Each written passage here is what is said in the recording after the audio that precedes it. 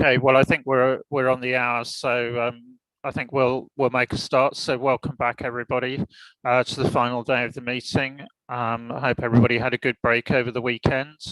And as Ross has just briefed us, we're going to start off with the item on the additional non-authoritative guidance to Ipsys 5 borrowing costs, and then we'll move on to improvements after that, and take the remainder of that item before then going to the Programme and Technical Director's report and discussion of the meeting in the in-camera session for the board at the end.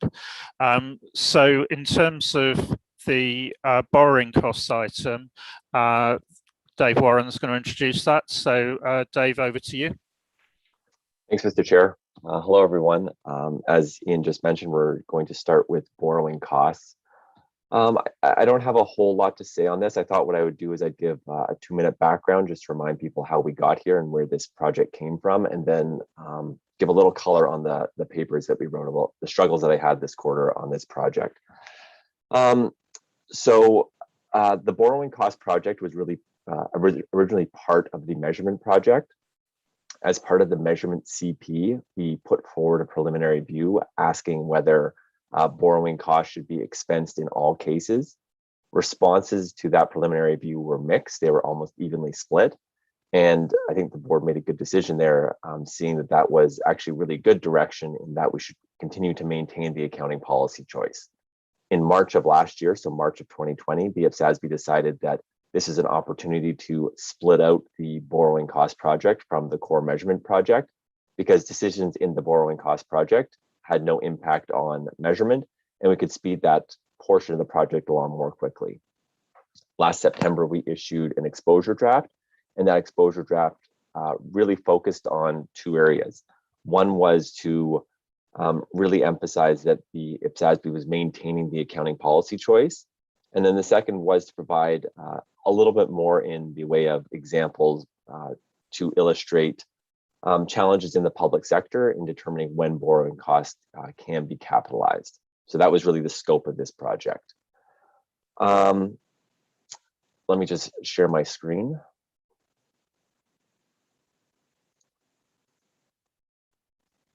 So where that takes us is to Q2 of this year. We received responses back, and I'd say overwhelmingly there was support for what we put forward. We had 7 responses that agreed completely with no reservations. We had 10 that partially agreed, and I classified anyone who partially agreed as anyone who agreed and then also said, but can you also add this? Can you add another example? Can you combine something anywhere where there was a suggestion? And then we had 1 disagree. And one of the challenges I had and was really deciding at what line should I add to the ED that we currently have, because we had a number of partially agrees, like I said, that wanted more examples, wanted examples combined, wanted some changes made. And what I was struggling with was where we're going to get the resources to do this. So a good example is one of our respondents asked for more guidance on when borrowing cost should be suspended when the construction of an asset was suspended. So as an example, if an entity was building a fire station, if construction stopped for 6 months during the construction period, could borrowing costs continue to be capitalized? And there were a number of asks like this, and what I was struggling with was where we're going to get the resources. And I had 2 kind of epiphanies that kind of come through in the paper. One was the board decided this should be a limited scope project. We were really focusing on, like I said, highlighting that the IPSASB was maintaining the policy choice and really focusing on a narrow public sector area that we wanted to clarify through the examples. And then 2, when I looked into a number of these asks, one of my questions was, what did the IPSASB do? And I went to look what they did. And what I realized was, as soon as I asked what the IPSASB do, I realized this wasn't a public sector issue. So as a result, for a number of the asks that went forward, and you'll see this in the analysis, that was the reason we didn't add more guidance to the ED, and we put forward the ED that you'll see in front of you with limited changes. So, Mr. Chair, I'll stop there. I just wanted to provide that background. I'm happy to go through the paper now and take any questions, and if not, then I'm also happy to move to a page flip. Okay, thanks, Dave, for that introduction. And I think, the overall theme really here is that we can always provide more guidance. People will always ask for more implementation examples. And, frankly, we have to draw the line somewhere. And this is non-authoritative guidance as well. So I think, the way through that you proposed is the right one on this. But take any comments that anybody wants to raise before we move into the recommendations.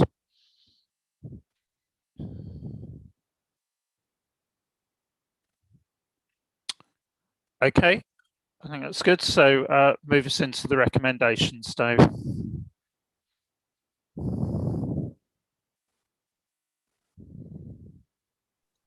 So with regards to recommendations, and these come directly from what I just said, we recommended that any of the, I'll call them editorial, but some of them were slightly more than editorial. I took all of those where I thought they were appropriate. And then I didn't take any recommendations that were where there was asked to add authoritative or non-authoritative guidance. Obviously, I did go through all these to see whether there were any that we should add, but that is where I ended up. And those are the two recommendations that staff's putting forward.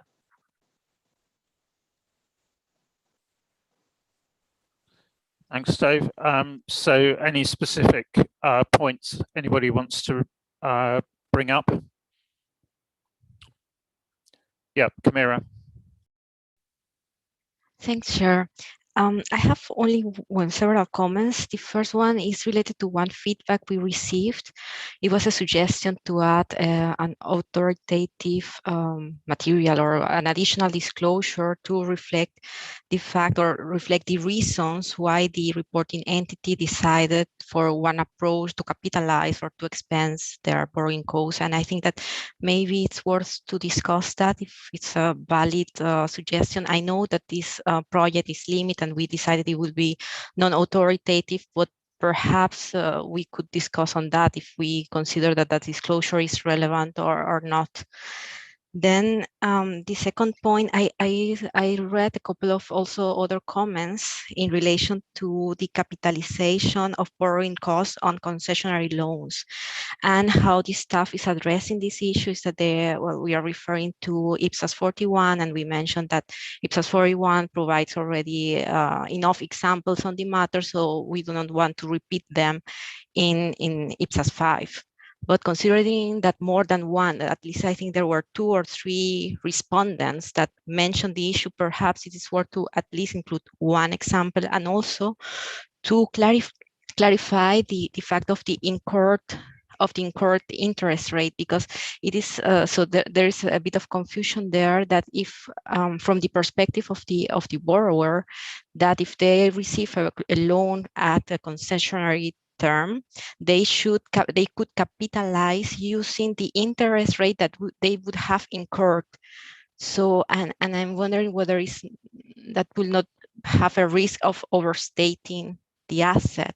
And in comparison, in Ipsas 41, if I'm compared from the perspective of the one who is the entity who is providing the concessional loan. So I think that topic we should also discuss, or at least to offer some guidance on that. And then the other 2 minor points that I thought that we could also discuss is on what Dave already mentioned about the suspension of capitalization, because maybe not providing a whole guidance, but at least adding an illustrative example could help a bit the constituents on that. And also I found a couple of comments on consolidation that also we could add one illustrative example with a simple example on that, on the consolidation issue, when both let's say 2 entities that are part of the same group are capitalizing borrowing costs. So that's it. Thanks.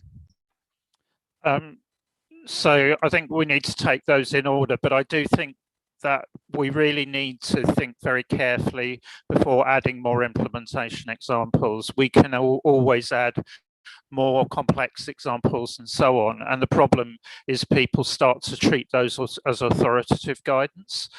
So I think we have to be really, really clear that we actually need this and it isn't covered by other guidance. Ross, let's take the first one just in terms of the accounting policy choice to capitalize or not, and just based on what we've got already in IPSAS 5. So I'm going to let Dave come in on the specific points. The only caution I wanted to add, hearing Kamira's points, and we did discuss this as staff when we were looking at the responses, is we need to be careful that we're not going above and beyond the guidance provided in the IFRS standard on this. A lot of the issues you've just rated, Kamira, are not public sector specific, aside from the concessionary leases point. So I think we need to be careful that we're not, fixing a problem that also applies to the public sector. And I would be cautious on that approach. I think we were quite careful in developing the non-authoritative guidance to look for public sector issues to expand on. And I think we should limit ourselves to that as well. So just wanted to throw that point in before we come back on specific. Okay, thanks, Ross, for that lens. Dave, over to you then. So Kamira, I don't know whether this helps, but the way you went through this was the exact struggle I was dealing with this quarter, in that every single item you raised individually seemed to me like it could be important, but then we started to get a laundry list of items that just kept growing and growing. And it was very difficult to decide what should be included, what shouldn't be included. And it really started to expand the scope of the project. I'll echo Ross's point that I also came to the conclusion that a lot of these were not public sector specific. And that's kind of big picture where I landed. Sorry, give me a second. On each individual item, your point on disclosure, that was authoritative guidance, and I was very careful not to add any authoritative guidance. On concessionary loans, I really struggled with this one. Because sorry, Dave, just to finalize on that one, I mean, presumably that would be covered by the general requirement to disclose accounting policies.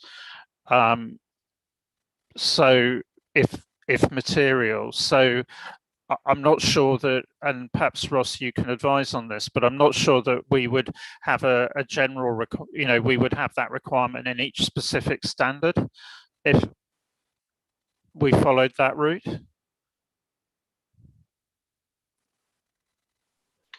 Yeah, well, I think we already have that requirement, the general requirement. Yes, I would agree with that.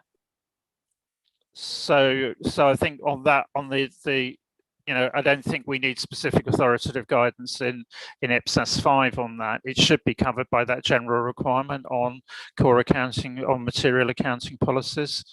Dave, if you can then just walk through the other. So on concessionary loans, Kamira, the ask that I was reading, and I think you emphasized this as well, is it seemed like some respondents wanted a one-stop shop for concessionary loans. And that meant bringing over some of the examples, or one way to do it was to bring over some of the examples from Ipsys 41, because respondents really wanted to understand, I guess, how to calculate rates and how that worked with borrowing costs. We could do that. Ultimately, I decided that the examples already existed in Ipsys 41. So what I did was I strengthened the link to Ipsys 41 so that readers could easily find the examples in Ipsys 41, and that's how I dealt with that example. Next, suspension of capitalization. This is the example I provided. Again, I spun my wheels a little on this one and then realized that this wasn't a public sector specific issue. So as a result, I left that. And then on consolidation, similar to the financial instruments concessionary loans issue, I argued it was already dealt with in our consolidation standard. So as a result, I didn't want to mix examples in the borrowing costs. I tried to stay very pure to what the board had decided last year. That doesn't mean I was right on everything, but that was the route and my thinking into why I did and did not include extra guidance. Thanks, Dave. Kamira, back to you. With that sort of overall approach that Dave's taken in terms of try and keep the guidance in the relevant standard financial instruments or consolidation. Yes, only in the point of the concessionary loans, I would like just to get the clarification also for my own understanding, if the reporting entity will be allowed to capitalize when they receive this concessionary loan, if they will be allowed to capitalize based on the interest rate that they would have incurred, or if they will use the actual interest rate that they were that they were granted in the concessionary loan, because I think that that clarification is important, and also based on the question of one of the respondents, that because they have the same question. So I can go back and double check this, and maybe this is somewhere I can clarify. My understanding is you would capitalize the rate that you calculate per Ipsys 41, not the contractual rate. Okay, so if someone has an interest rate of 2%, but actually in the market is 5%, they will capitalize using the 5%, so the market rate. So that will be like a bit overstating the asset, right? Because they are not incur. So what is the meaning of incurring? So are we assuming that the reporting entity is incurring 5% even if they are actually just paying 2%? Is this what we mean? Yes, and I'd say concessionary loans, I don't want to say they're an extreme example, but that's consistent with what we do for all financial instruments. Whenever you incur a fee on a loan, so a transaction fee, that's included in calculating your effective interest rate as well. And your effective interest rate is what you'd include in your borrowing costs for capitalization if you're capitalizing. So, I mean, I think on this one, my suggestion would be that we take it offline and we consider it if there is a need for clarification, that comes back in next year's annual improvements. Because I think this is really an issue around concessionary loans rather than interest capitalization. So I think if we take it there. Okay. Any other points people want to bring up?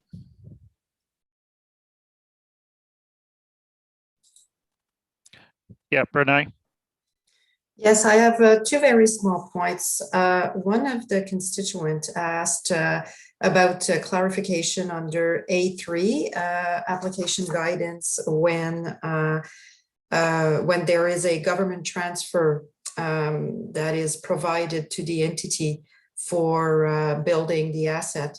I think we could clarify that the underlying source of fund is the transferor's underlying source of fund. So on the third line, we could say, or producing the qualifying asset considers the transferor's underlying source of fund. I thought that was the source of their confusion. What underlying source of fund we're talking about is it's those of the transferors which you do not bring forward into the consideration of the entity's accounting itself. So that was my first point. My second point, it's more editorial. A4, the first sentence, a centralized lending agency may fund its activities. It's not just it. I think in the context of the example, it's the entity's activities. Dave, back on those 2 points. So if everyone's happy with this, I can, these seem smaller to me, and I can make the changes and check with Renee and make sure that I caught them appropriately. Okay, and just a reminder that this is non-authoritative guidance, so we can take that away and make those changes without seeing that back. David. Thank you. I'm not sure that I understood what Renee was getting at on A4, because I'm reading it as a centralized funding agency may fund its activities, its own activities, not somebody else's. So I just go careful on what we're agreeing to change. Well, I think what I'd say is leave it with me to look into it, and I'll work with Renee to make sure that we make the right changes. Okay, thanks for the reminder though, David.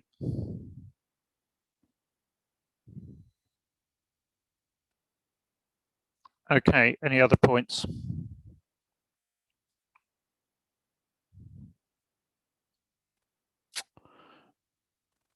Okay, Dave. So we agree we'll look at those and make sure any appropriate change is dealt with. And did we want to do a page by page, or should we go to voting?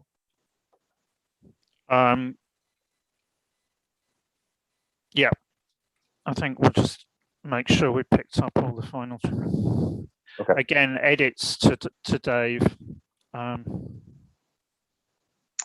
So this is a short document, so we'll just go through it, I think, fairly quickly.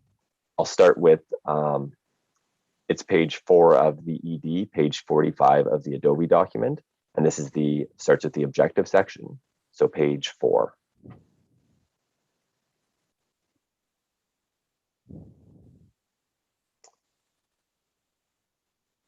Next we move to page 5, which is the beginning of the basis for conclusions.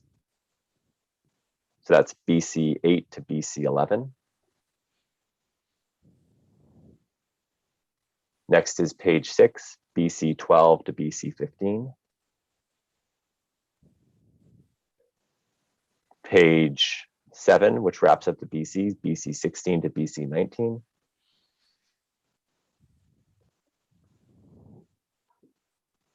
Camilla. Yes, Dave, just one comment. One respondent mentioned that it needs to clarify the definition of transaction costs. So instead of referring to it in the definition in the exposure draft, maybe just including in the footnote the definition of transaction cost would be helpful. I think we have to be very careful on that. Dave. So I've marked down your comment, Camilla. Let me think about that. Let me take that away and think about the best way to deal with that. The reason I referred out to measurement was because the transaction cost definition isn't final yet. So I wanted to make sure that we had flexibility. I didn't have to come back and change this later. But again, let me think about that and I'll come back to you. Yeah, I mean, it will be a defined term if we take ED measurement through to conclusions. So I think on the basis that the convention in our literature is if we have a definition and another standard, then you go to that other, you go to that other standard, and we don't normally use footnotes. So I think I would rather we didn't start doing something different here, and also bearing in mind this is basis for conclusions rather than guidance.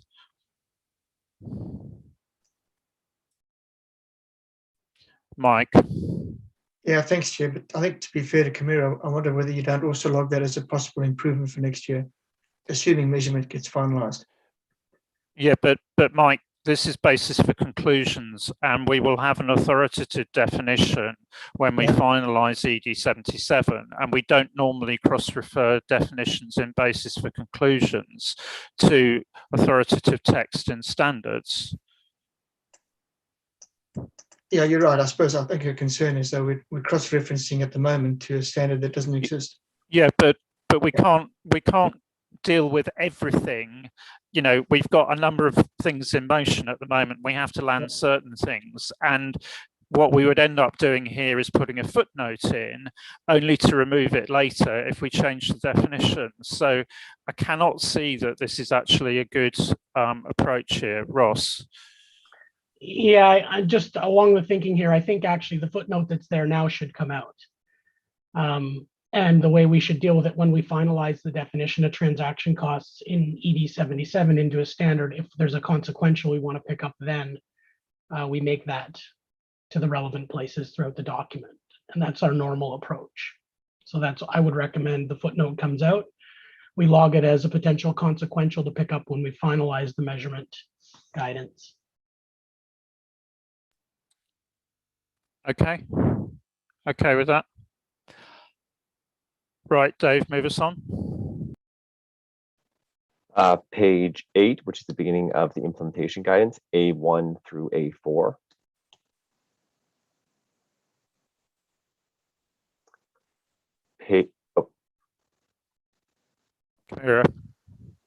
Yes, I saw the inclusion of the word sale in the first paragraph.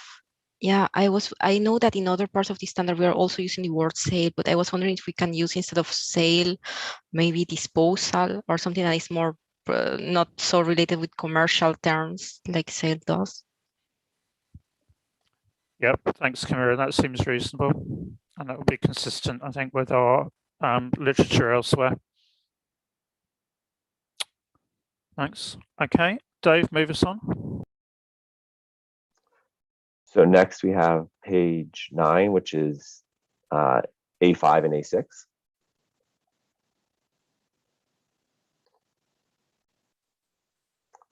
Then we have page 10, which is the beginning of the illustrative examples, IE1 through IE8. Page 11, IE9 through IE14. And then the last page, page 12, which is IE15 and IE16.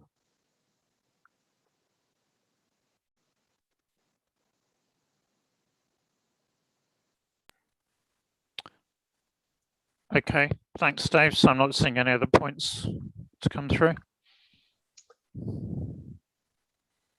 So Ian, because this is a final approval of a final pronouncement, do you want me to put up the slide that has our 5 steps quickly, just to remind everyone? Yep, okay. Okay.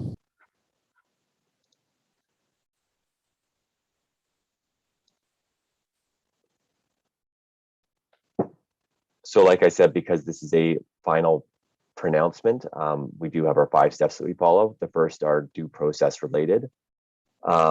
First, we ask the IPSASB if there's any further issues to consider. Then you'll see in my paper that Ross has attested that we have followed all of due process. After I go through this slide, we'll have our final vote to see whether the IPSASB approves the pronouncement. Then we'll ask the IPSASB if re-exposure is necessary. And then we'll talk briefly about the exposure or the effective date.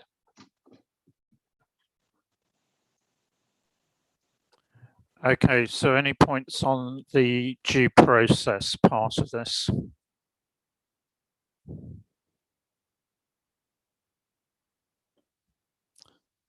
Okay, so if we can then move through to the vote, please. So for the vote, I'll handle the vote. And as per earlier in the meeting, the voting procedures, I'll ask all the members to use their virtual hand.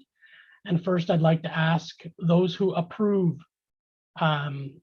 these changes or this final standard, please raise your hand now.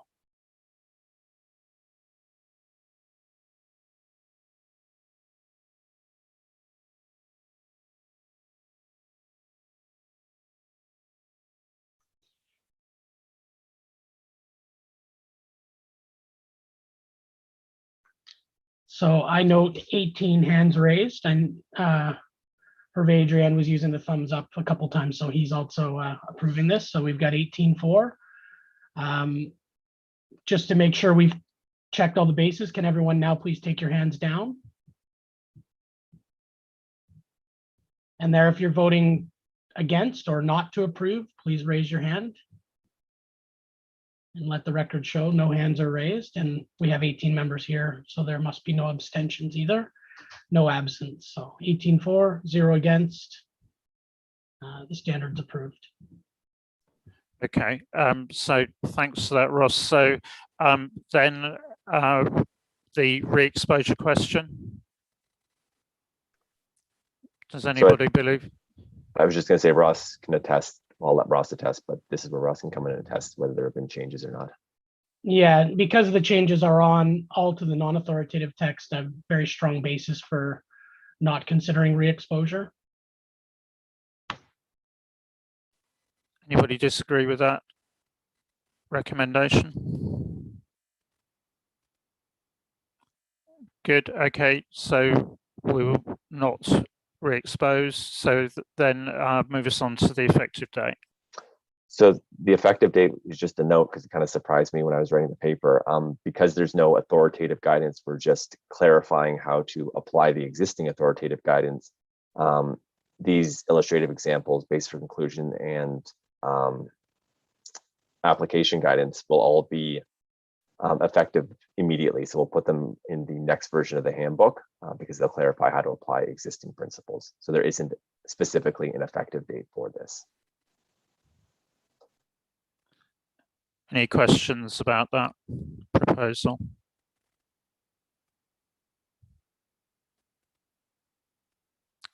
Okay, so I'm not seeing any hands raised. So I think we're content with that. Lindy. Yeah, I guess it's just a minor point, but I wonder if we do need to include something around, you would consider IPSAS 3 if there's any consequences you might have applied it incorrectly. We sometimes do that on our side. Do you think it wouldn't be? I mean, is that not just a general application of IPSAS 3?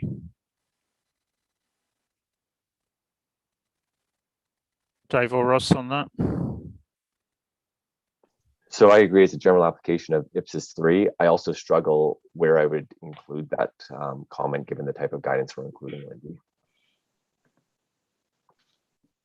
Yeah, I agree. And I think it, to me, feels a little odd if we'd add something on that because of examples we've put in that people actually figured out they were doing it wrong and needed to apply Ipsys 3 to go and restate. So it feels a little backwards to me, but I don't think it's needed for our standard.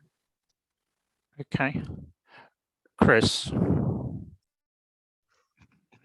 Yes, Chair, mine is just a small one.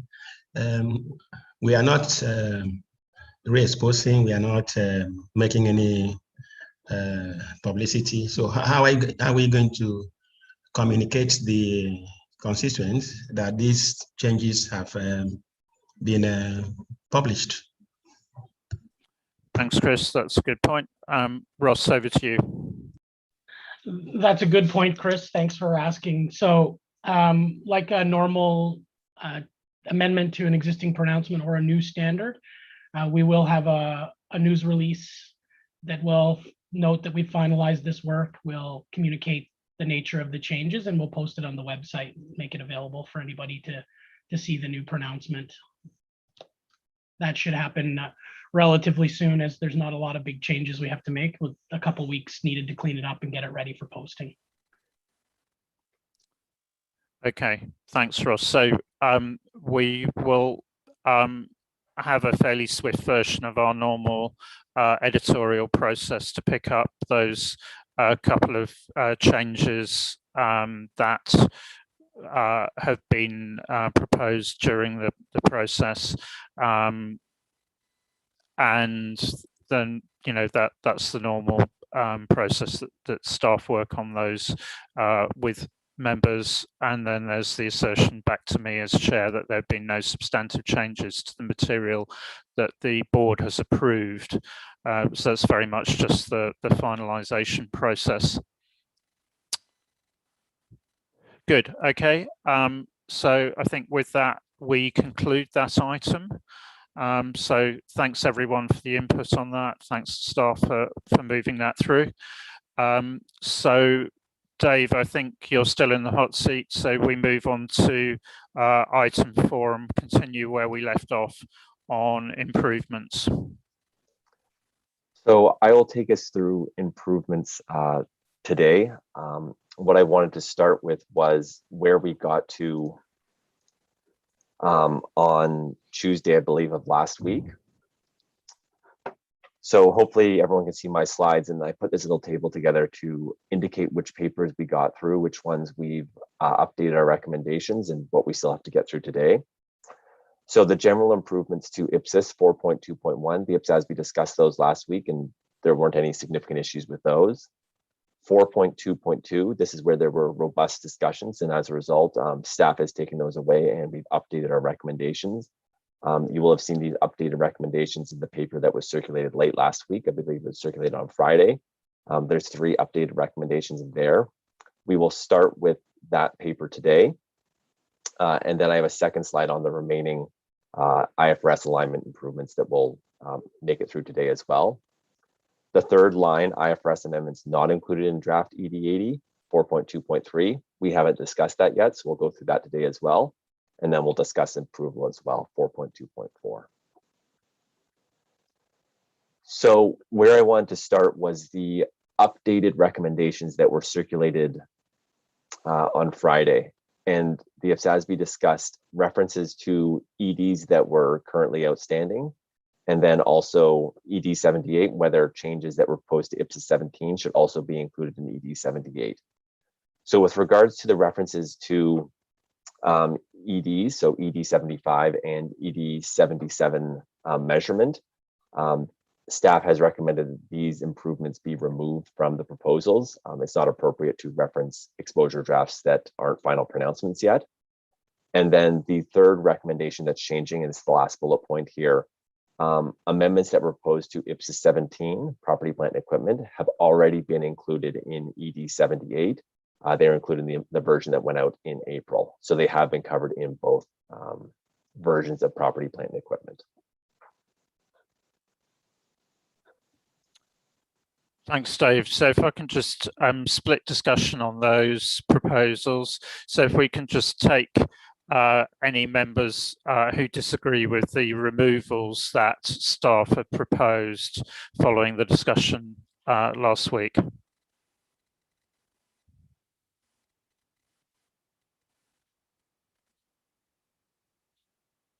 No. Okay, so I think we're content with to remove those two proposals. And then can I take any comments on the proposed approach to the IPSASB 17 amendment?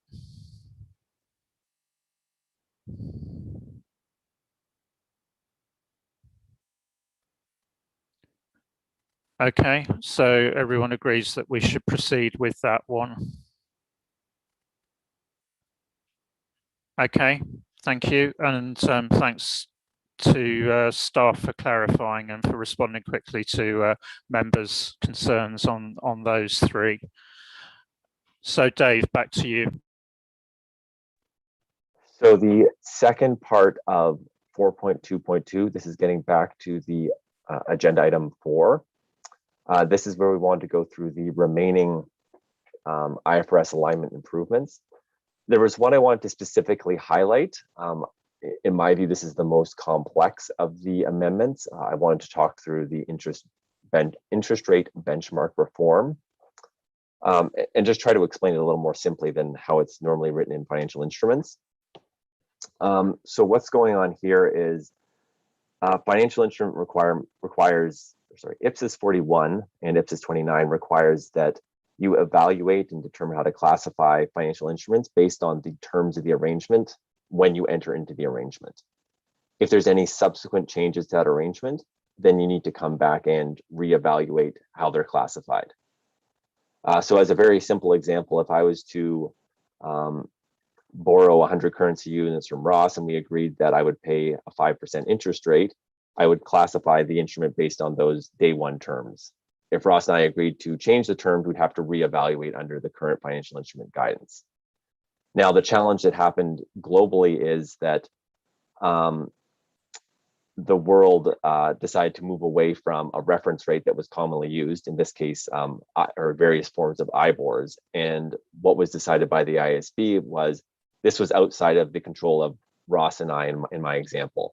So they thought they would provide relief so that when the interest rate changed, and again, it was outside of the control of Ross and I in my example, you wouldn't need to provide, or you wouldn't need to do this reevaluation as to whether you need to reclassify or in another instance, change the hedging related to these instruments.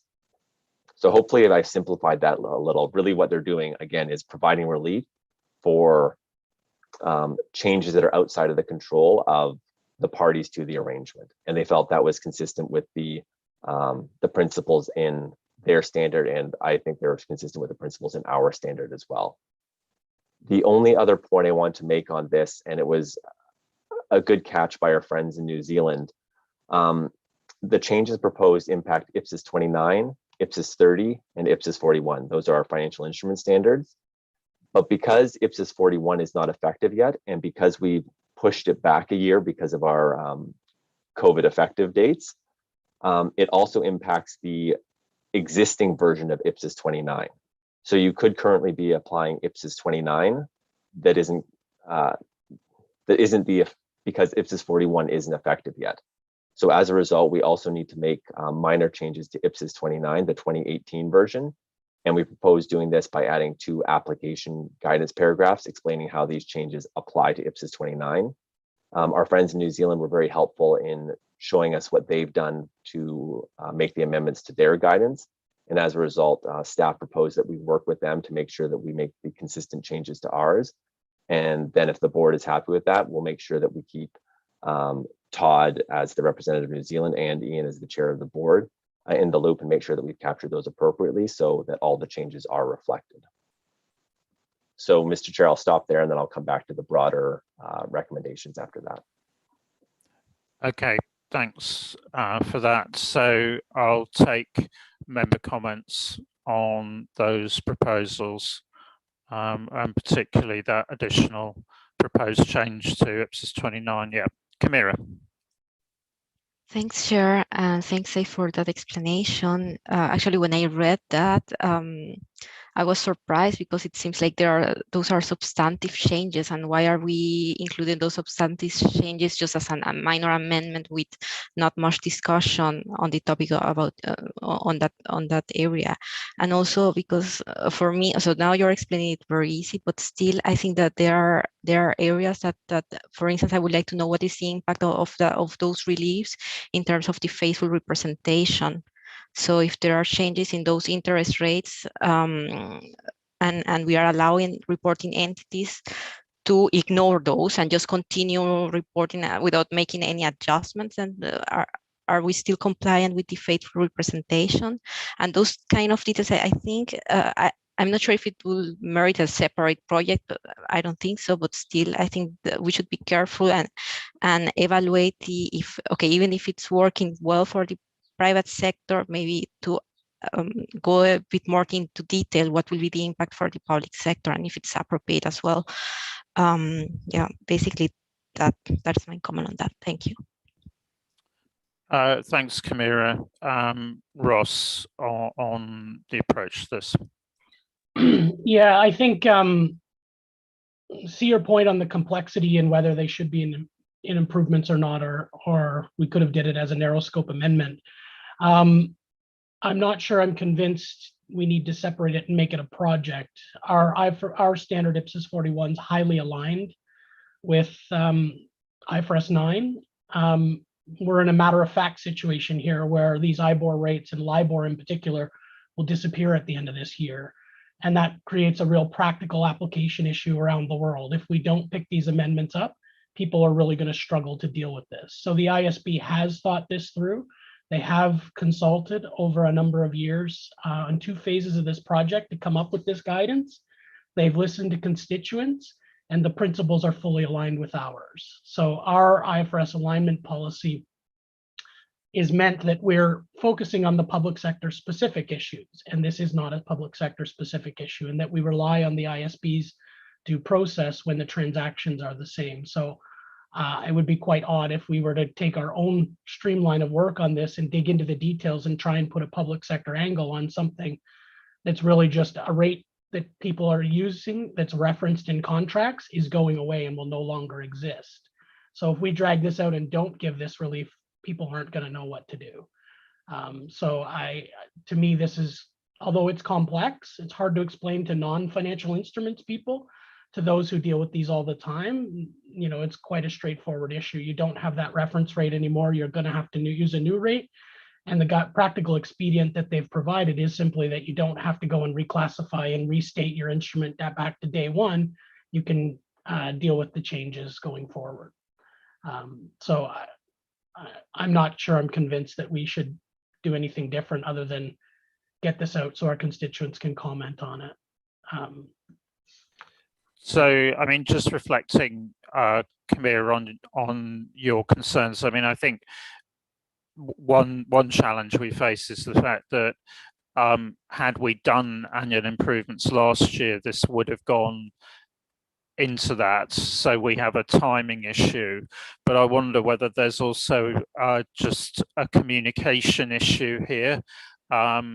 You know, in terms of what's going on and the reasoning here, and I'm wondering whether thinking through that communication issue might be something that would help with the concern that you raised.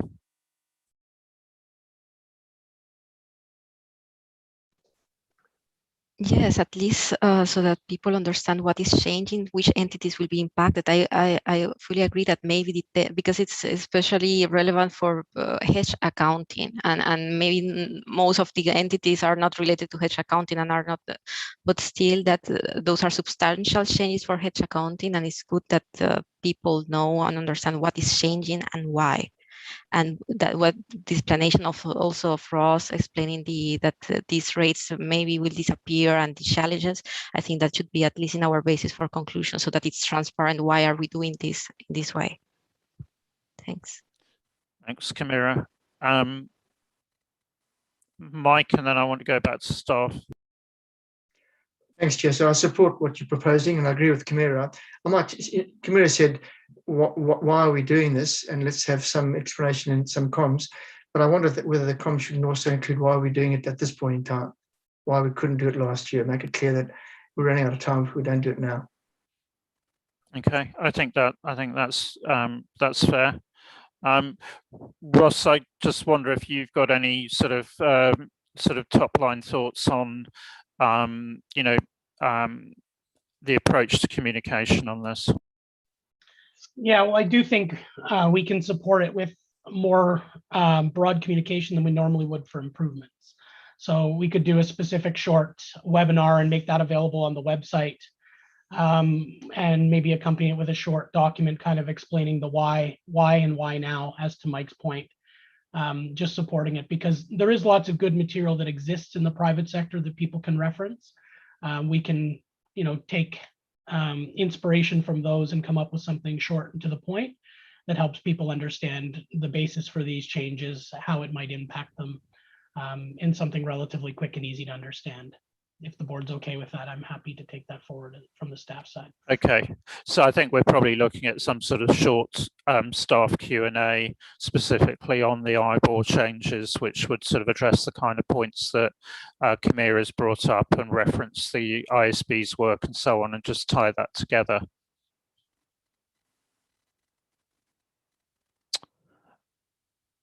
Okay, so we're okay with that, because there are, I mean, I agree, there's quite a lot of different aspects to this. So if we do it that way, that seems reasonable. Okay, any other points from members? So back to you, Dave. Thanks, Ian. So moving back into 4.2.2. I want to go through the remaining proposed changes by exception. So if there are any comments, I'll take them, and we can address them as we go through them individually. So Dave, do you just want to walk us through the pages, because there's a number of amendments here. So do you want to just walk us through the pages in the paper, just to make sure that there aren't any questions on any of those? So if I start on page 6 of the PDF, page 1 of agenda item 4.2.2, this is change 1A. This is interest rate benchmark reform. We just discussed that. 1B again is interest rate benchmark reform. We discussed that as well. Next is amendments to IFRS 1. This is 2A. This is on page 2.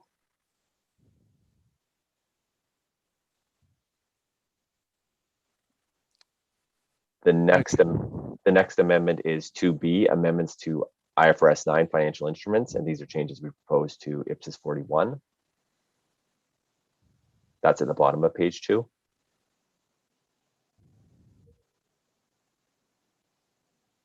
Then at the top of page 3, I have classification of liabilities as current or non-current, item 3A.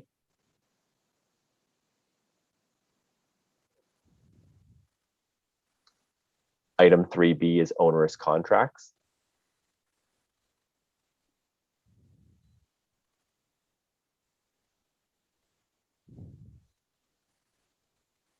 Item 3C, definition of accounting estimates. Oh, sorry. Yeah, Chris. Thank you, Chair. I'm just reflecting on the peculiarity of procurement in the public sector. The issue of profit or loss is not a major consideration in public sector contracts. So I think that amendment should not be brought in.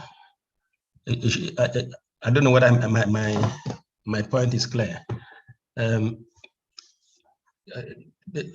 Profit and loss is an issue for the private sector, profit or loss. But in the public sector, procurement, contract, profit or loss is not a consideration. It's rather service delivery. So we don't need to emphasize. I don't know. We don't need to amend that provision in response to Ifrs. Thank you. Thanks, Chris. Ross, back on that. Yeah, I hear your point, Chris, but I'm not sure I agree. Ipsys 19 is already aligned with IAS 37. We have the guidance on onerous contracts in our Ipsys 19 standard, and these are minor amendments to the guidance that's already there. So I absolutely think we need to pick that up. I mean, I think, you know, can certainly take the point that you're making, Chris, about the, you know, the approach and the, you know, perhaps the volume of transactions, but I think consistent with what you said, Ross, we've still got the provisions there on onerous contracts. So it seems, you know, that it is appropriate to make that as it's a consequential really to what we've already got. It's not really changing the existing guidance. So, I mean, I think if you're okay that we move forward on that basis, Chris. Okay. Good. Thanks for that. So Dave, move us back. So the next item is 3C. This is definition of accounting estimate. Staff updated the recommendation and recommended this does not get included because right now we have a reference to ED 77. So we've discussed this and it's being removed. And then the final point is at the bottom of page 3 of 4.2.2, 3D. This is the update to property, plant, and equipment, Ipsys 17. We discussed this as well briefly in that I think it was the May 2020 amendments have already been made to ED 78, and now we're proposing that they also be made to Ipsys 17 because Ipsys 17 is still effective. Okay, just check there were no, Lucy. Thank you, Chair. I actually concur with most of the staff recommendation on recommended IFRS alignment improvements to Ipsas to be included in this draft ED for better understanding and appreciation. However, I suggest that the rationale behind the amendments as indicated in the respective IFRS be provided with the basis for conclusion of our Ipsas standards to be amended as well. Thank you, Chair. Sorry, Lucy, I was struggling to hear you there. Ross, did you pick up on the point Lucy was making? Yeah, I think I did. I think she was saying she wants the basis from the ISBs, BCs also included in ours. So why the amendments being made? And just wanted to clarify that we don't normally do that in any of our projects when we're bringing over the relevant IFRS guidance because we don't want to fill our guidance with all the background from the ISB. The way we deal with it is how we've done it in the ED. You'll see we reference the source of the amendment from the ISB guidance. So if our constituents want to see further details, they can go to the ISB guidance on that. That's been a policy of ours for a number of years on both our major projects and definitely on our minor projects. Again, this improvement ED is bringing consequential amendments through to our standards.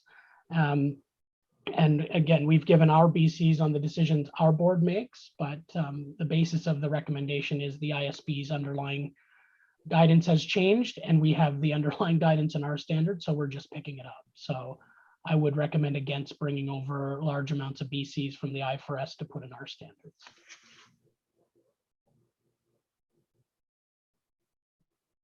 So thanks for that, Ross. So I just wonder whether there's anything we just need to reflect on, any minor changes on the rubric overall on the introduction to the improvements that would just make that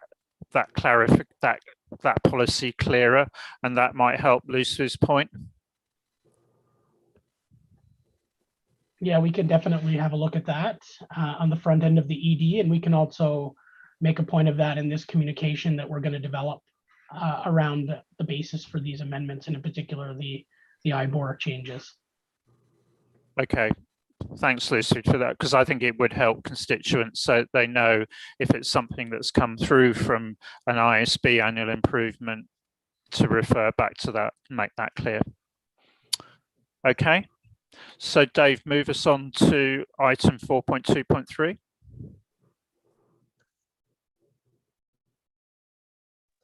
So the final item that, or the final agenda item that we need to cover today is relates to the IFRS amendments that were made that we're not proposing to include in ED 70. So staff recommends that we do not include the ones identified in agenda item 4.2.3. So again, I'll just move through those just like I moved through the ones I just went through. So starting on page 9 of the PDF or page 1 of 4.2.3, item 1A is amendments to IAS 41 agriculture. We're proposing that they don't get included in improvements because we've already picked them up in ED 77 measurement. Next is item 1B. These are amendments to the leases, IFRS 16. We've already picked those up in ED 75. Lindy, you want to point? Sorry, just to double check on 1A. So we've picked it up in ED measurement. Do we think we need to include it in the old IPSAS 27 now, similar to what we did with IPSAS 17, or do you think it's something that should wait?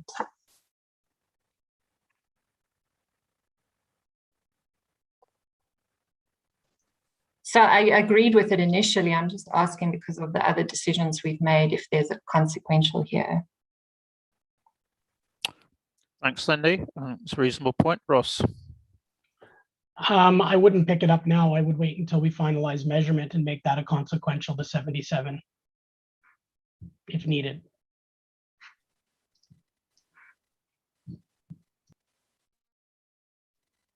Okay, so Lindy, you consent to hold on that basis? Okay. Dave, back to you. Okay, so moving down the page on 2A, references to the conceptual framework in IFRS 3. So we proposed that we don't need to make these changes. These changes relate to updates to the IASB's conceptual framework in 2018. We don't need to make these amendments because we didn't update our conceptual framework for changes in definition of asset and liability.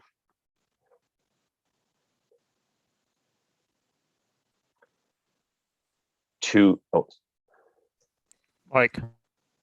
Thanks, Chair. Just thinking out loud, does that mean that John should pick it up as part of his project, or is it just not needed to be done at all? Dave. So John's considering this broadly as part of his project and will make the amendments based on what John comes up with coming out of the limited scope update of the conceptual framework. Yeah, can I just come in there? Yep, go ahead, John. Thanks. I think the approach we took was that we needed to develop and expose changes to the definition, to the discussion of materiality in the framework before we proposed changes at standards level. So I think the aim, and Dave can put me right if I'm wrong, the aim is that we will bring these changes forward in 2022 or 2023 after we've considered comments to the proposed changes on materiality in the conceptual framework. Okay, thanks, John, for the clarification. Thanks. Okay. 2B at the bottom of page 9 of the PDF and 2C at the top of page 10 of the PDF.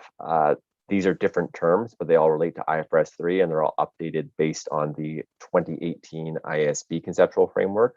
For the same reason I just talked about 2A, we don't need to make these changes because we don't have changes to make yet. Lindy. Thanks. I guess I was just a little bit, because I get the reference to the conceptual framework, but I was a bit confused when I actually read the basis for conclusions of the IASB and the reason why they made the changes. And didn't think that this was around the definition of a liability. So I don't really understand the reasons that we've put here, that it's beyond the scope and it's about looking at the definition of the liability, because they were amending something because of the application of IFRIC 21. So to me, it didn't make sense, the rationale, why we're not doing it. So Lindy, I got spun around this a number of times. I'll try to explain this very simply because I got very confused.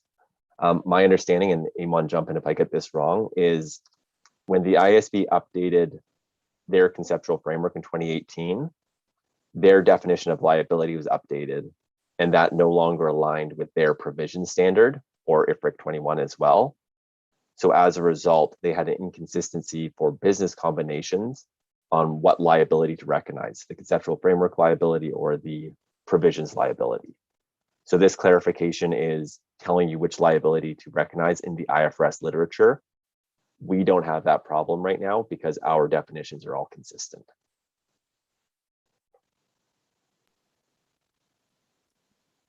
Ross, did you want to add to that before I go back to Lindy?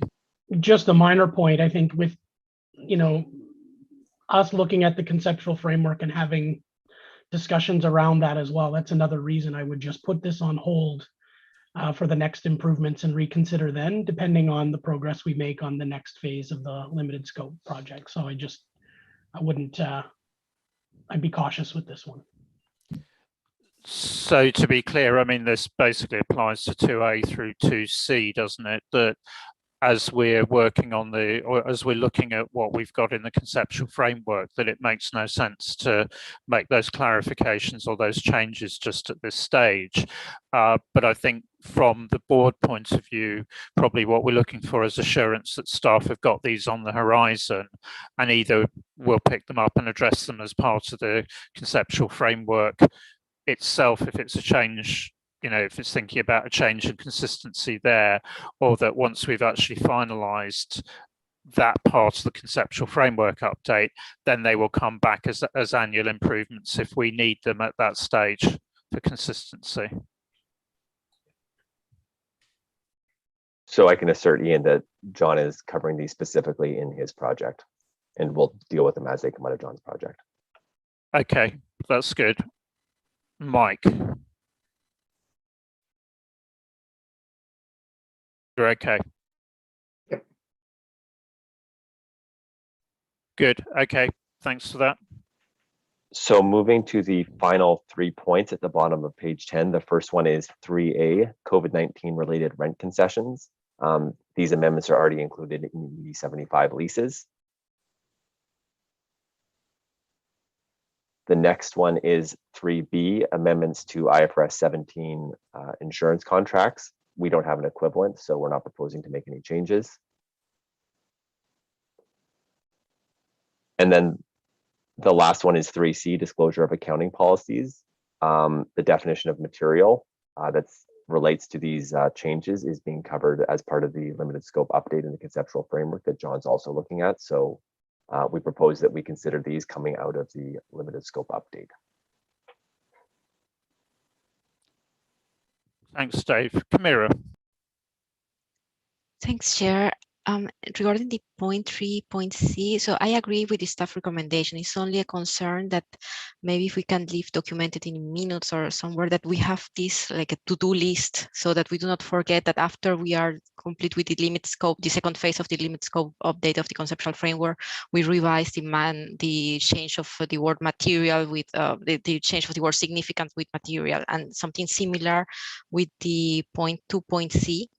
that for IPSAS 40, because otherwise it remains in the air that we might forget, and so that maybe we consider that next year that change of not recognizing contingent assets in IPSAS 40, so that this is documented in the minutes so that we don't forget.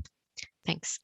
Thanks, Camira. Ross, back on that, because I agree with you, Camira. I think making sure we've all got that list of outstandings held somewhere appropriate is important. Ross, back to you. Yeah, that's a good point, Kamira, and we will make sure that that's captured in the minutes, these decisions on these items specifically. And just to remind, we do have an Ifrs tracking table where we keep track of this for each improvements project, those amendments we've picked up, those that we haven't, as well as the Ifrs dashboard. So there's also publicly available information where we capture this and communicate it. Great. Okay. Thanks for that reassurance, Ross. Okay. So, Dave, with that, we've walked through the list then of proposed improvements. Can I just check whether there are any remaining comments from members?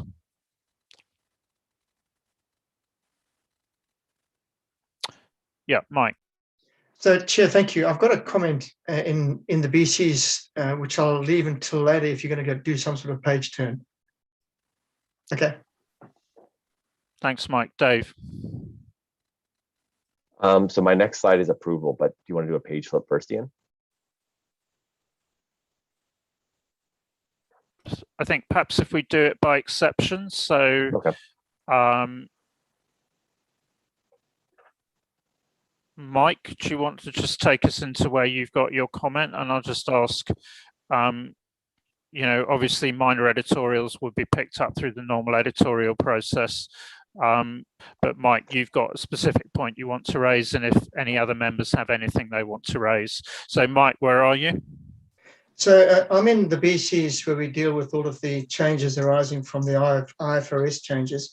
And in every case, and I'll just try and find an example.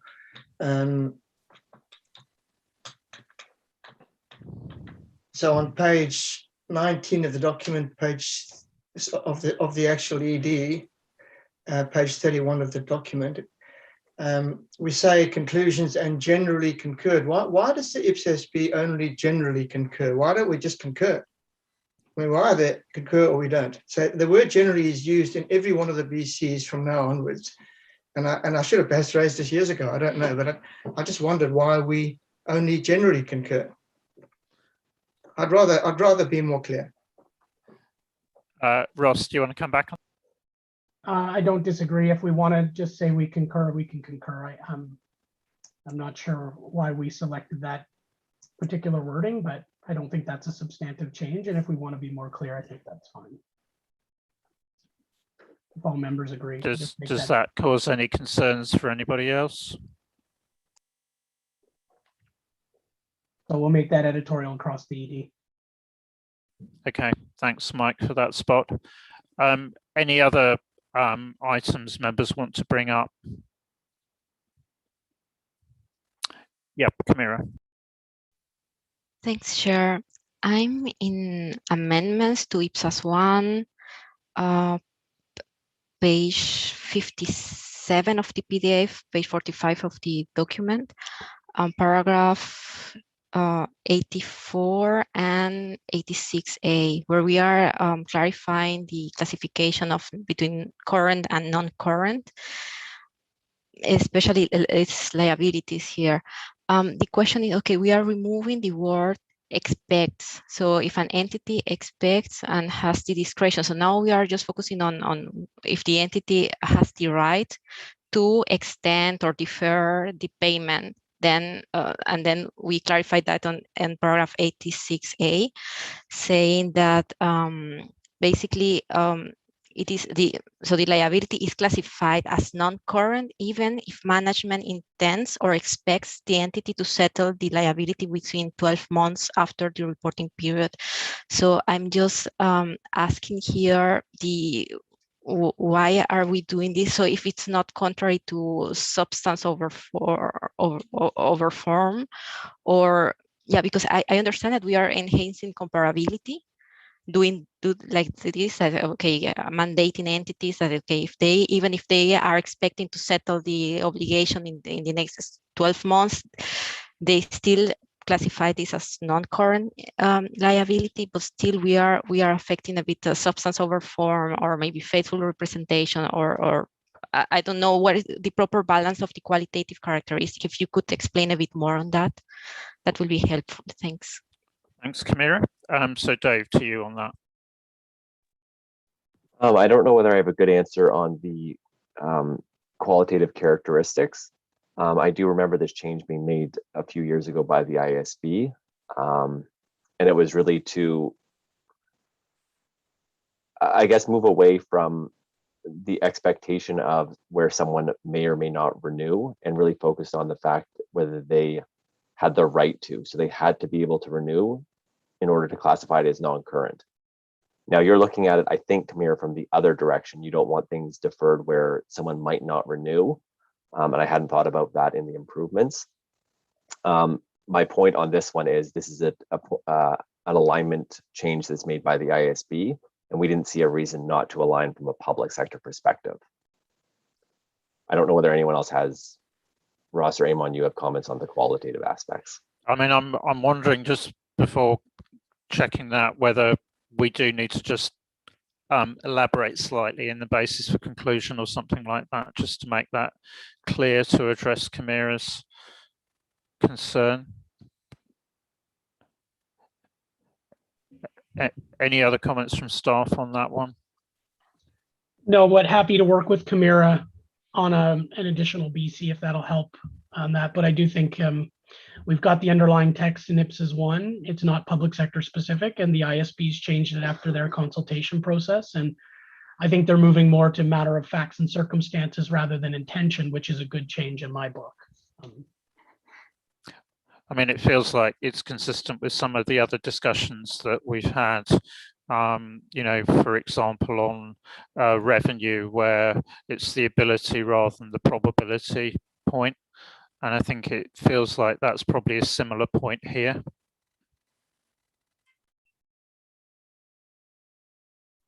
Okay, so Kamira, if you're okay with that, we will articulate the thinking better in the basis for conclusion on this. Okay.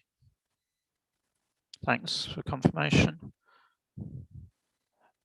Okay, so Dave, I think we're good on that. So move us on to the next stage.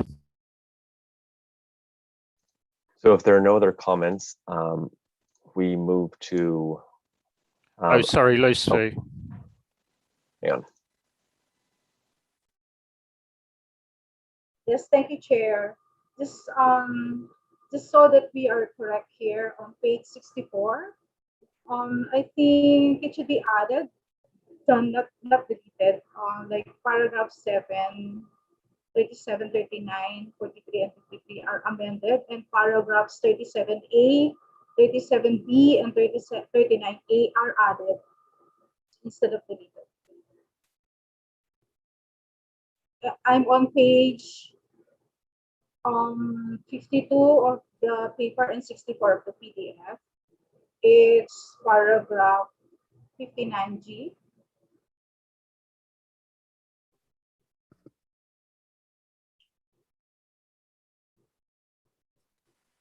Noted. We'll pick that amendment up, Lucy. I've got it. Thank you. Okay, thanks for that. Todd. I think the pages that Lucy's referring to are the ones we've deleted as per our earlier discussion, as it relates to part 2, 4C.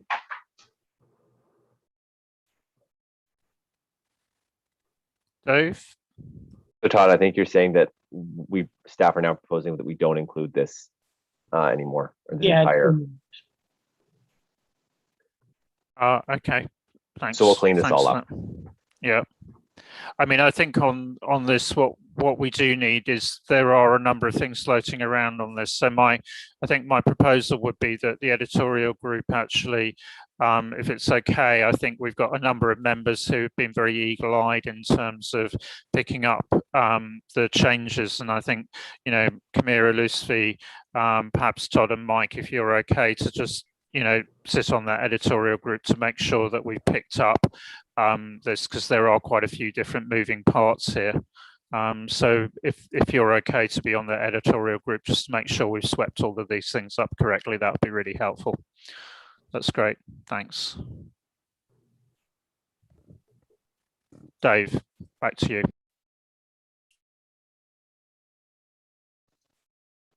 So this is 4.2.4, and this is the approval agenda item.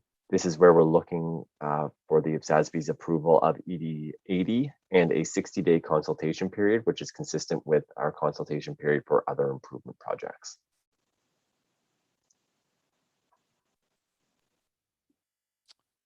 Okay, so people content with the consultation period.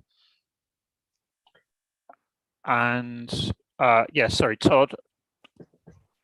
I just have one thought. I mean, I would generally agree with the 60-day comment period, but I'm conscious that this is likely to be out during the sort of peak summer month, or one of the peak summer months for the Northern Hemisphere. And I know that September is quite a busy month in terms of getting through a lot of June year ends and the audits of those. So it is quite a busy period, I think, both in the Northern and Southern Hemispheres. And so we may want to consider extending it. Thanks, Todd. Ross, do you want to come back on that? And then I'll take Camira and Lindy. Yeah, I see the point, Todd, but we have exposed improvements both in the Northern and the Southern Hemisphere summer before. And I mean, they are relatively consequential in nature. If we do extend it, then we're going to be running up against our big timelines on the measurement package of EDs, where we're asking constituents to respond, as well as the work program. So I wouldn't break from protocol here. And we've actually got a line and due process that says improvements is a 60-day consultation. It's specific. So, you know, if we want to give an extra week or something, a little bit of time, I think that's fine from when we publish it, but I wouldn't go much above that.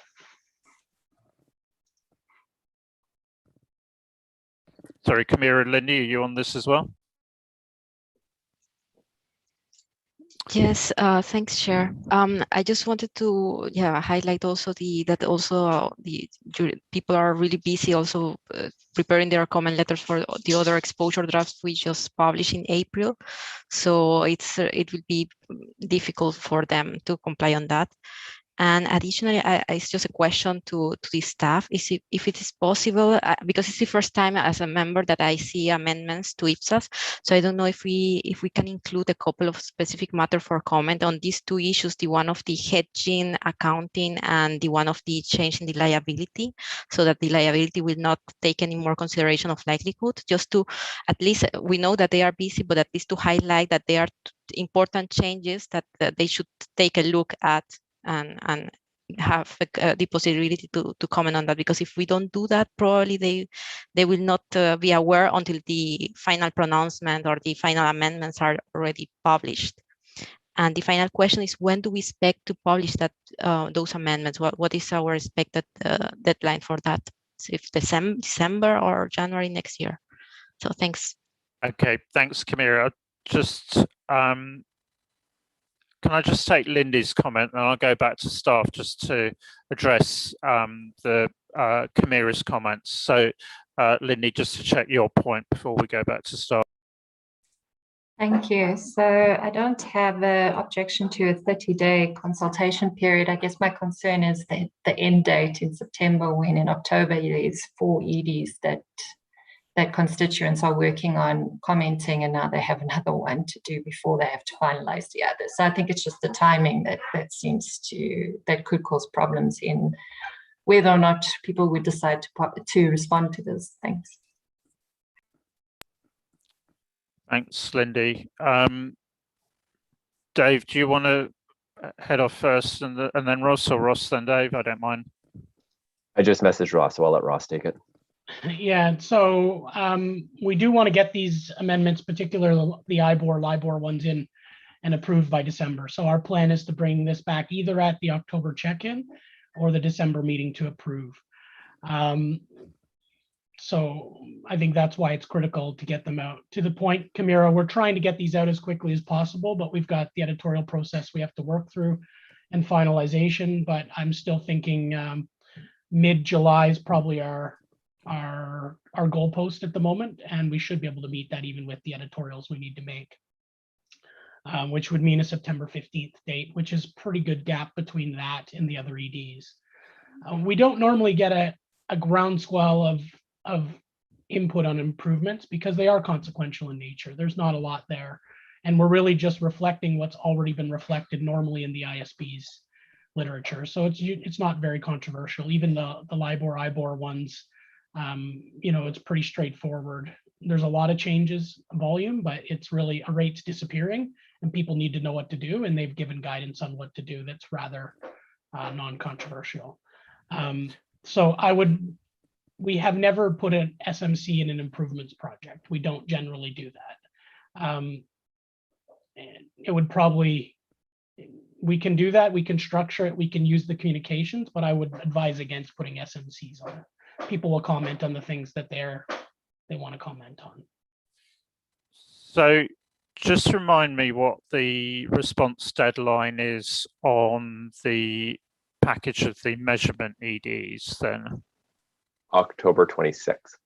Okay, so I mean, I think we've got, it's slightly tricky here in terms of that nexus between, when the summer break in the Northern Hemisphere comes to an end, Todd's point in terms of what's going on in the Southern Hemisphere, and if we go much later, then we sort of end up in the kind of run up to the comments being due on the package of EDs. I mean, I wonder whether, just I'm sort of looking pragmatically, and obviously we've got our meeting going on in sort of mid-September,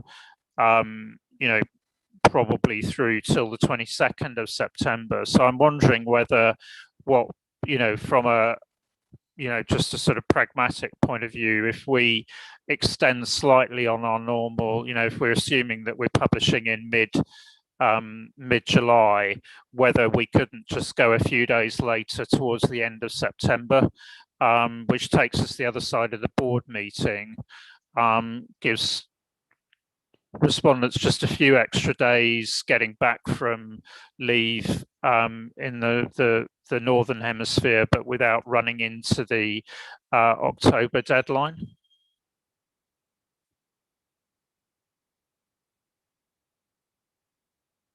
So, perhaps we take 24th of September or something like that, just gives a few extra days, little bit more clearance from when people get back from leave. Then I think to Kamira's point, I think it's tricky because this is an unusually big package of proposed changes, but I think if we go with a separate staff Q&A that discusses the IBOR changes, that's probably sufficient. That's something we don't normally do, so that we've got that out. That's referenced in the press release. Are you okay with that, Kamira?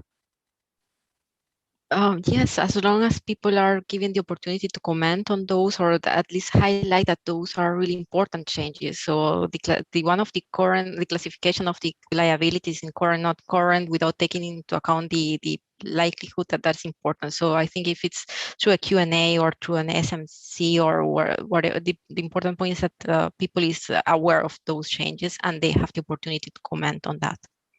Okay. Over, Adrian. Thank you, Ian. Well, all comments on the availability of constituents to answer that ED are, I mean, they have really a point. But if we want to base the answers on the retro planning of discussions and decisions, why, instead of having recourse to a protocol, 60-day or whatever, why not set a specific date, as I understood you offered, Ian, by saying 24th of September or 26th of September. Set a specific date instead of an answering time of 60 days, or doesn't mean much because we don't know exactly what date it will be sent off to constituents for answers, reactions. So I think we would conventionally, we just guided the 60 days is the kind of operational thing. So we always express a deadline in terms of the calendar. Ross? Yeah, it's actually quite a practical reason, Hervé, Adrian, and just to let you know, we don't know exactly when we're going to publish it as of now. So we have to work through the finalization process, and sometimes it's hard to pick the exact date when we'll be ready to publish. So we agree to a specific timeline, and that starts from the date that we put the documents out. So we've got an idea of when it'll be mid-September. And we can always add a little bit extra above the minimum time, but that's why we don't select a specific date when we finalize. It's just there's a lot of communications activities and things that have to happen behind the scenes that are tough to control in terms of timeline. Okay, thanks, Ross. Mike, final comment. I'm going to wrap this up because I think we've aired all the points. Mike. Yeah, so I agree with giving an extra week or so, and it recognises that our constituents have got problems. Great. Okay, so I think with that we go for that later date. And Ross, obviously, I think at the moment that so we've said, assuming we get this out in the middle of July, and we should aim for that, then that would give that bit of extra time over and above the normal 60 days. We've got the specific Q&A, which we'll reference in the press release that goes out with this, alerting people to that. And in terms of placement on the website, obviously that can also go alongside the ED. Okay. So Dave, move us on then, please. I think, Ian, all we're looking for now is we'll just have a vote on whether to approve the document. Okay. So Ross, you're going to take us through the normal voting process? Yes, I am. So first, I'm going to ask members to please raise your hand if you approve the approval of Exposure Draft 80 improvements. So please raise your hands if you approve.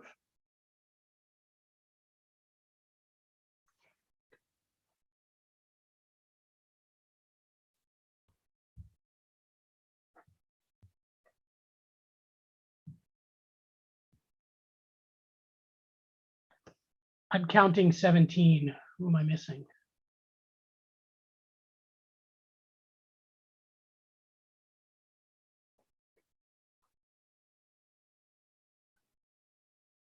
I got 18. Okay, I think it is 18 actually. Just people keep moving around on me for some reason. Yeah, it is difficult on the screen. So just for completeness, can we just check, is anybody voting against? So if you vote against, please put your hand up. Just wait for people to take their hands down. And I confirm there are no hands raised, so no votes against. So we've got unanimous approval for ED80. Okay, great. Thanks everyone for bearing with us on that. It was complex, and there was there are a lot more things to pick up there than normal, partly because of the delay and partly also because of the IBOR reforms. Okay, so I think with that, we're through the substantive items on the agenda. What I'm going to propose is, in terms of the remainder of the public agenda, the final item, Ross, is your Programme and Technical Director's report, picking up progress from the meeting. So I'm proposing that we'll take that, and then we wrap up the public meeting, and then for members, what we'll do is we'll take a break at that point in time, and then we'll come back for the in-camera session. So Ross, over to you then. Thanks, everybody. I'm just pulling up a quick slide or two. There's not a whole lot to discuss to update on other than natural resources, so that's what I've prepared a slide on. I just wanted to share the way forward in the proposed modified timeline with the board. So just bear with me while I try and share my screen here. So hopefully I'm showing my presentation here. So here's the proposed adjustments to the natural resources timeline. And I just thought I would kind of hash out the various meetings that we expect we'll need to get the consultation paper ready for approval. The work program that I posted in my report showed approval in September, which clearly we weren't going to make where we were in the session. So the proposal is that we'll bring back improvements to the July 2021 check-in meeting. And they'll be focusing that discussion on restructuring on the front end of the document. In particular, in the current draft of the consultation paper that you reviewed, looking at what's called the introduction and chapter 1, that's kind of the high level description of natural resources in our conceptual framework guidance. So consistent with the comments received from board members during that session, we're going to start a fairly detailed restructuring of the CP to try and tighten the drafting, make it more concise, and bring the issues more to a point in the various chapters. So the board will get to see the first couple rework chapters on that at the July check-in. Then we'll take the feedback we get on that and we'll continue to work on that for the balance of the summer. In September 2021, we'll continue to see the updates and restructuring to the consultation paper. We'll also have a first look at the chapter on disclosure, which is the only chapter board members haven't had the ability to see yet because we haven't yet developed it. But you'll get a first look at that in September 2021, along with the rest of the CP, which will be restructured and updated. Then in December 2021, we plan to have the consultation paper ready for full review. So there'll be no new issues that hadn't yet been discussed by the board. It'll mostly be decisions, instructions being reflected from September 2021. Any other final issues that we want to discuss, then the board will have a chance to look at in the light of the full CP. And then we're planning a March 2022 approval where we'll approve the final CP. So it'll be the third time you'll get to see a full version of that CP. And then we think it'd be very important at that point that we have a pretty detailed discussion with the board on communications, given the link with the sustainability issues. And we'll be finalizing the work program during that meeting as well. So there'll be a broader discussion needed on communications on the work program as well. We thought it was important to flag that and link it to natural resources, given the importance of this topic and the fact that we're going to need to be clear on how we're taking that project forward in the light of the broader sustainability discussion as well. So what I'm asking for in terms of approval is, do the board agree with the changes on the work program, which if they do agree, I'll update to show the consultation paper being approved in March 2022. With that, I'll stop sharing my screen and take any board comments, if any. Thanks, Ross. I think that slide was helpful outlining the proposed way forward. Any comments on that? Lindy, just to check that as chair of the task force, you feel that now is a deliverable timetable, bearing in mind the stakeholder expectations on this.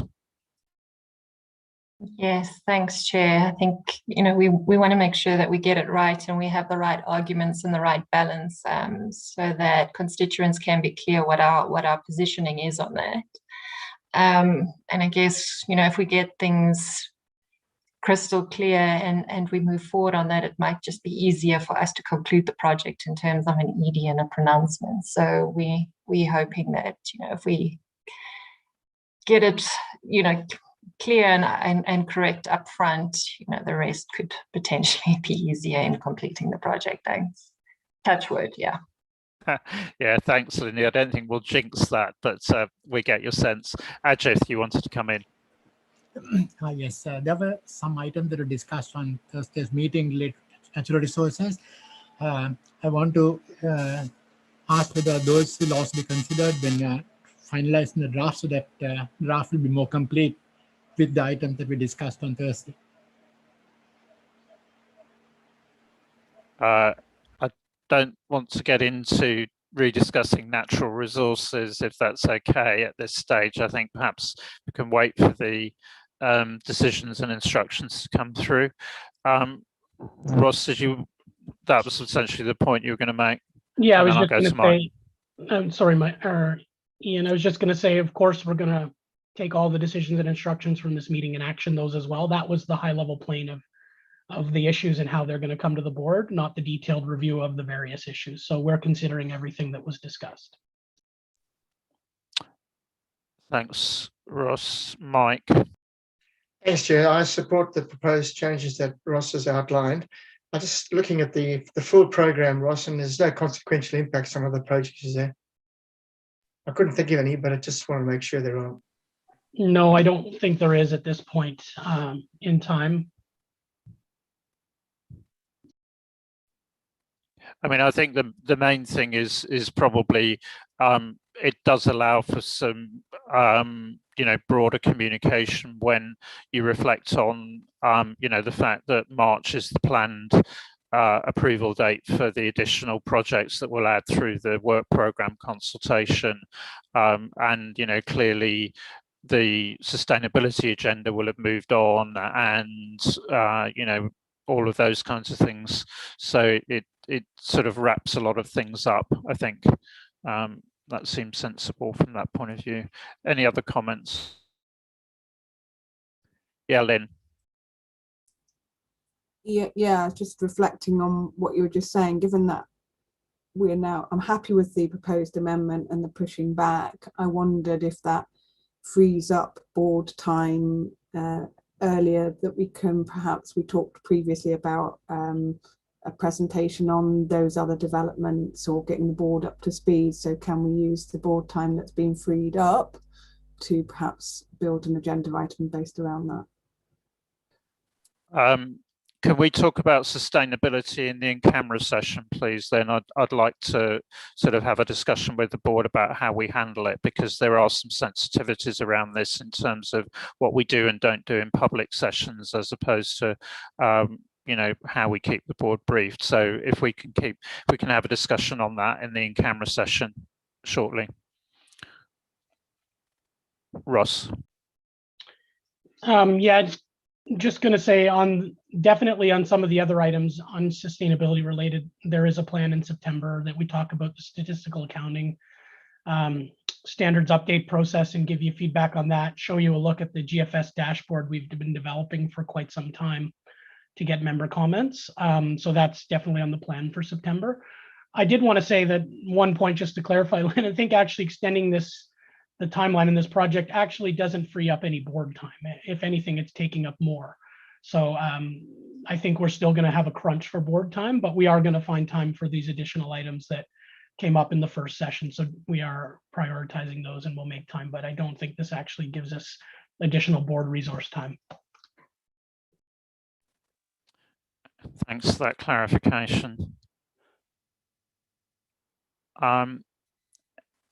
Any other comments on this proposal? Ross, are there anything else you want to add generally? Obviously, we picked up proposals on other timelines earlier in the meeting.